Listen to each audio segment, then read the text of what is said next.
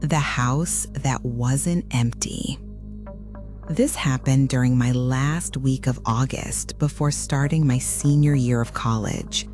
My family had just moved into what we thought was our dream house, a Victorian-era home on the outskirts of town that my parents got for an unbelievably good price. The realtor had been vague about why it was so cheap, mentioning only that the previous owners had relocated suddenly. The house felt wrong from day one, not in an obvious way, but in those subtle details that make your skin crawl. Doors that were slightly ajar when you were certain you'd close them. The smell of cigarettes in rooms where no one smoked. Most unsettling were the sounds. Soft footsteps in the hallway at night, the creak of floorboards in empty rooms, and a persistent tapping that seemed to come from inside the walls themselves. My parents dismissed these as typical old house quirks, but I knew better. On my third night there, I decided to investigate. Armed with my phone's flashlight, I began methodically checking every room, closet, and corner of the house. Everything seemed normal until I reached the basement door, a heavy wooden barrier that my parents had mentioned was painted shut and impossible to open. Except it wasn't painted shut anymore. The door opened easily, revealing stairs that descended into absolute darkness. The smell that wafted up was nauseating, a mixture of unwashed bodies, rotting food, and something else I couldn't identify, something metallic and sharp. I should have called the police immediately. Instead, driven by a mixture of curiosity and teenage stupidity, I descended those stairs. The basement was larger than it should have been, extending far beyond the footprint of the house above. Someone had been living down here for months, maybe years. Makeshift furniture constructed from stolen items, a corner designated as a bathroom, and walls covered in disturbing artwork that depicted scenes I'm still trying to forget. But the most horrifying discovery was the collection of photographs pinned to one wall. Hundreds of images of my family. Photos taken through our windows, pictures of us sleeping, eating, going about our daily lives completely unaware we were being watched. Some of the photos dated back months, long before we'd even seen this house. At the bottom of the photo wall was a handwritten note, "Welcome home. I've been waiting." I ran upstairs faster than I'd ever moved in my life, slamming and locking the basement door behind me. When I told my parents what I'd found, they initially thought I was making it up. It wasn't until we called the police and they searched the basement that the true scope of the situation became clear. The basement extended into a network of tunnels that connected to several houses in the neighborhood. Our watcher had been living beneath multiple families, documenting their lives, learning their routines. The police found evidence suggesting he'd been doing this for over 5 years, moving from house to house when families got too suspicious or moved away. They never found him. Despite an extensive search of the tunnel system and investigations into every vacant house in the area, he had vanished completely. The detective assigned to our case mentioned that this wasn't the first time they'd encountered something like this. There had been similar discoveries in 3 other towns over the past decade, always following the same pattern. We moved out the next week, but I still wake up sometimes with the feeling that I'm being watched. Last month, I found a photograph slipped under my dorm room door, a picture of me sleeping in my new bed, taken from inside my room. On the back, in that same handwriting, "Distance doesn't matter. I know where you are."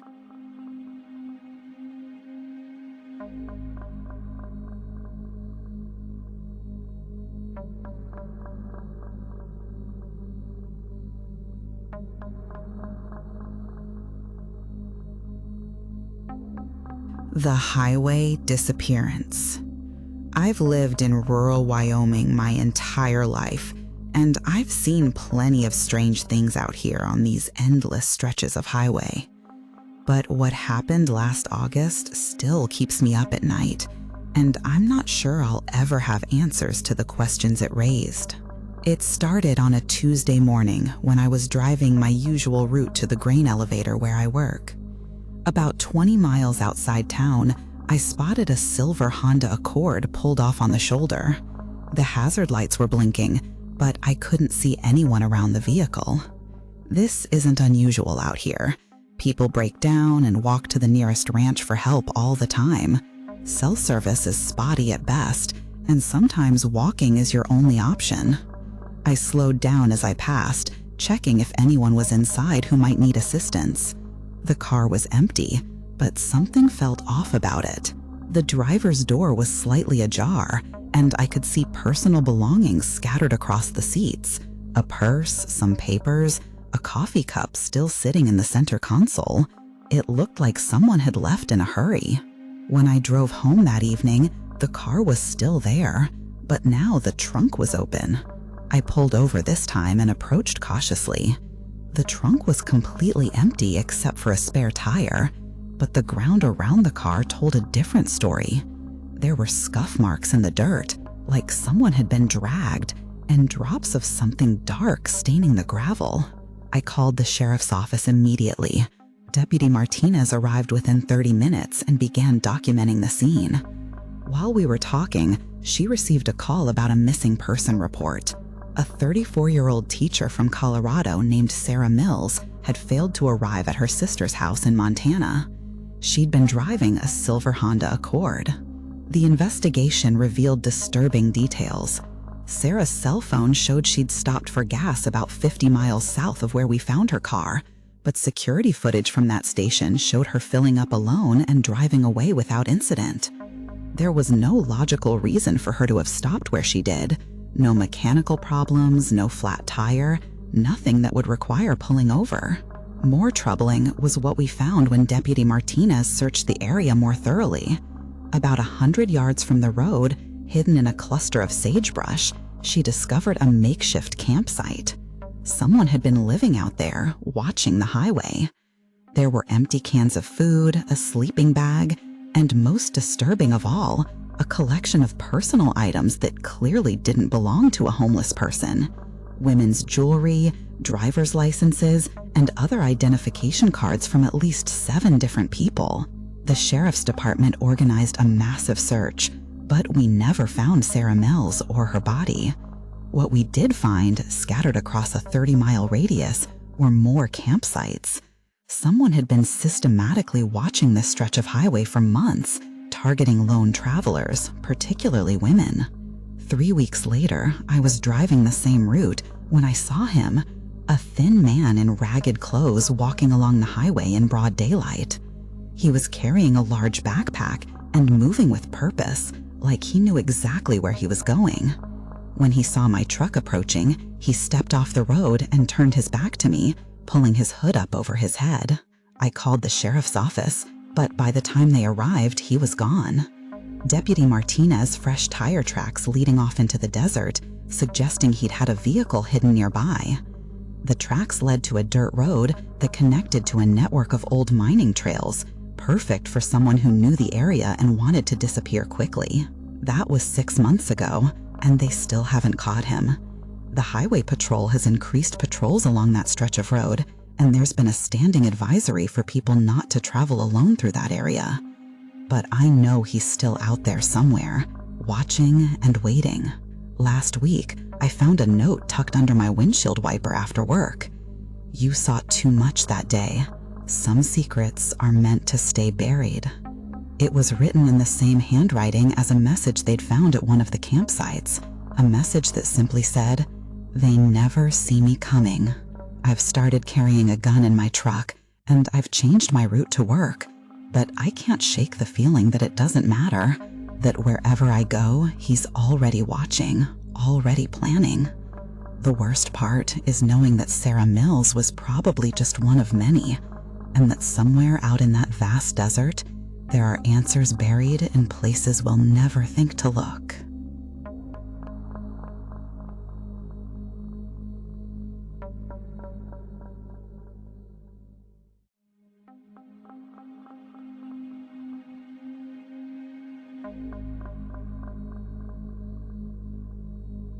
The Watcher in the Woods.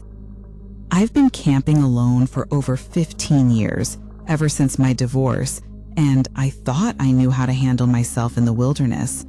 Last August proved me wrong in the most terrifying way possible. I'd chosen a remote spot in the Cascade Mountains, at least 8 miles from the nearest trail. It was the kind of place you only find by studying topographical maps in GPS coordinates. A small clearing surrounded by old-growth forest that would give me the complete isolation I was seeking. After a difficult week at work and mounting pressure from my ex-wife about custody arrangements, I needed to get away from everything. The first day was perfect. I set up camp, did some fishing in a nearby creek, and enjoyed the kind of silence you can only find miles away from civilization. That night, I fell asleep to the sound of wind in the pines and woke up feeling more refreshed than I had in months. It was on the second night that I first noticed I wasn't alone. I was reading by lamplight in my tent when I heard branches snapping in the forest around my campsite. Not the random sounds of animals moving through the woods, but deliberate, purposeful movement. Something was circling my camp, staying just outside the ring of light cast by my lantern. I called out, thinking it might be another camper, but received no response. The movement stopped immediately, which was almost more unsettling than if it had continued. I sat in my tent for over an hour, listening to absolute silence before finally convincing myself it had been my imagination. The next morning, I found footprints around my campsite. Human footprints, barefoot, pressed deep into the soft earth. They formed a perfect circle around my tent, as if someone had spent hours walking around and around while I slept. The prints were unusually large, with what appeared to be abnormally long toes. And there was something else, dark stains in several of the prints that looked disturbingly like dried blood. I should have packed up and left immediately, but something kept me there. Maybe it was stubbornness, maybe it was the fact that I'd driven 8 hours to reach this spot, or maybe it was just morbid curiosity. Whatever the reason, I decided to stay one more night, but this time I'd be ready. I spent the day gathering firewood and setting up a defensive perimeter around my campsite. I moved my tent to the center of the clearing and built a large fire that would burn most of the night. If someone was watching me, I wanted to see them coming. As darkness fell, I positioned myself with my back against a large boulder, facing the tree line with a hunting knife in my hand and my phone ready to record whatever happened. For the first few hours, nothing occurred. The forest was eerily quiet. No insects, no night birds, just an oppressive silence that seemed to press against my eardrums. Around midnight, I saw the first glimpse of movement. A pale figure emerged from the trees on the opposite side of the clearing, moving with an unnatural, jerky gait. It was definitely human in shape, but wrong in every other way. Too tall, too thin, with arms that hung past its knees, and a head that seemed to tilt at impossible angles as it moved. The figure began the same circling behavior I'd heard the night before, but now I could see it clearly. It never took its eyes off me as it walked, and its mouth appeared to be moving constantly, as if it was talking to itself or chanting something I couldn't hear over the crackling of the fire. After what felt like hours of this bizarre ritual, the figure stopped directly across from me and raised one unnaturally long arm, pointing straight at me. That's when I heard the voice, a raspy whisper that somehow carried clearly across the 50 feet between us. You don't belong here. This is my place, my watching place. I fumbled for my phone to start recording, but when I looked up again, the figure had moved. It was now standing at the edge of the firelight, close enough that I could see its face clearly for the first time. What I saw still haunts me. Skin that was paper white and seemed to hang loosely from the bones beneath, eyes that were completely black, and a mouth full of teeth that were far too long and sharp for any human. "I've been waiting for someone like you," it whispered, taking a step closer. "Someone who comes alone, who won't be missed right away. The others, they traveled in groups. They had people expecting them. But you're perfect." That's when I saw them, scattered around the edges of the clearing, partially hidden by shadows and undergrowth, were bones. Human bones, picked clean and arranged in small piles. Skulls, rib cages, femurs, all organized with the same methodical precision I'd seen in the footprints around my tent. The creature took another step forward, and I could smell it now, the overwhelming stench of decay and something else, something chemical and wrong. "I've been collecting for so long," it continued, its voice now clearly coming from multiple directions at once, as if there were others hidden in the forest. "Adding to my family, my beautiful family of bones and memories." I ran. I'm not proud of it, but I dropped everything and ran into the forest as fast as I could move in the darkness. Behind me, I could hear laughter, multiple voices laughing in harmony, growing louder as more of them emerged from wherever they'd been hiding. The sound followed me for miles as I crashed through the underbrush, guiding only by the faint glow of my flashlight. I made it back to my truck somehow, though I still don't remember most of that nightmarish journey through the woods.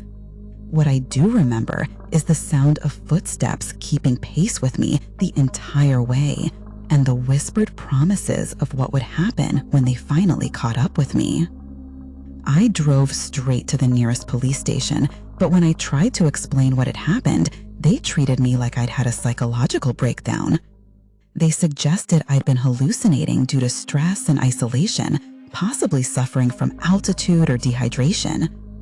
They refused to organize a search of the area, claiming it was too remote and dangerous to investigate based on what they called unsubstantiated claims. But I know what I saw, and I know those bones were real.